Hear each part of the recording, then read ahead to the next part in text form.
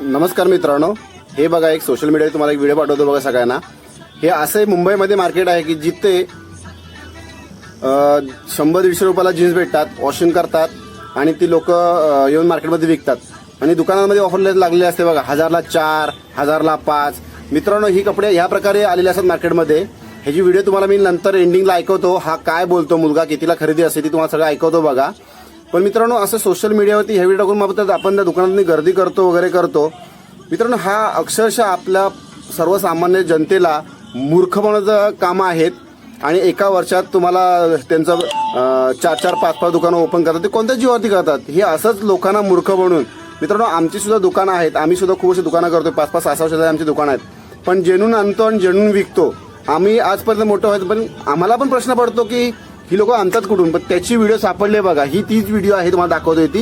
ही लोक इथून मोठे बनतात, तसं आम्ही नाही करू शकत, कारण की आम्हाला शिकवण ह्या राजेंची आहे। जे काय कराल ते सत्याने करा आणि सत्यानेच करायचा प्रयत्न करतो। मित्रांनो, याच्यापुढे तुम्ही कुठं फसू नका। हे आहेत ना, सोशल मीडियावरती तुम्हाला मूर्ख बनवलं जातं आणि तुम्ही बनता, ह्याच्यापुढे तुम्ही मूर्ख नका बनू मित्रांनो। तो पुराने जीन्स कहाँ से लाते हुए? हाँ, वहाँ से लाते हो और फिर उसको साफ वाफ करके फिर कितने बिक जाती है जीन्स?